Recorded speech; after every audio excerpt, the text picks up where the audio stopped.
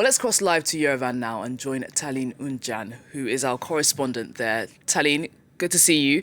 So the launch of this summit is going on. What message does it send from Brussels and Yerevan as they host this historic summit with its ally Moscow looking on?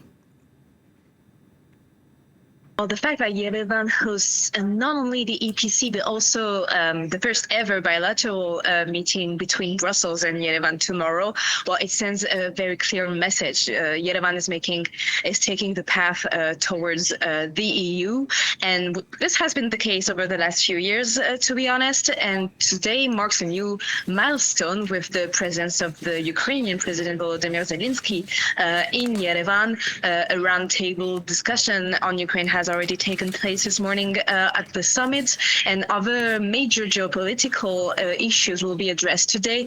Among them, there's questions of connectivity, and there we expect the question of the potential reopening of the borders between Turkey and Armenia to be addressed, because the EU does see a huge commercial potential in the region, and of course all those rapprochements irritates strongly Moscow, which threatens Yerevan to put more economic pressure on her.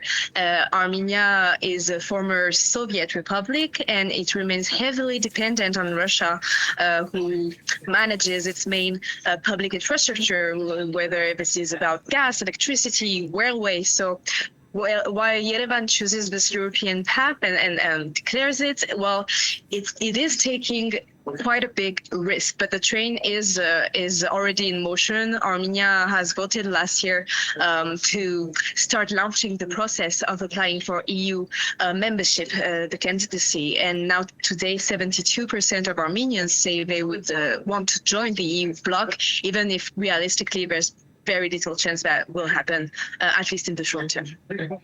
Well, we know that President Emmanuel Macron is now there. He's now arrived. This is his first official state visit to Armenia. Talk to us about the context to this visit. Well, it's worth noting that the EPC summit is a format that has been initiated by President Emmanuel Macron in 2022, just after the Russian invasion of Ukraine. And this morning, he reaffirmed to the press the value that he thinks about this enlarged Europe, and the fact that European security challenges extend beyond Europe's borders. Hence the significance that this summit takes place in Armenia, which is a strategic crossroad, being a neighbor to both Iran, Turkey, and Russia as well. And Emmanuel Macron also noted that this summit aims to reaffirm support for Ukrainian sovereignty, but also for Armenian sovereignty.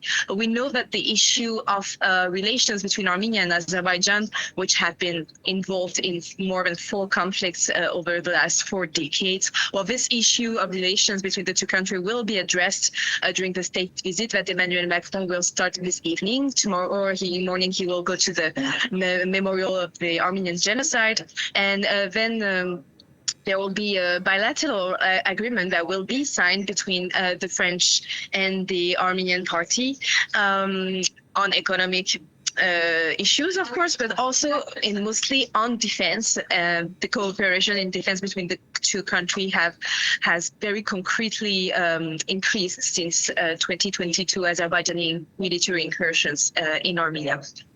Taline, great to get that update from you. Thank you so much for joining us.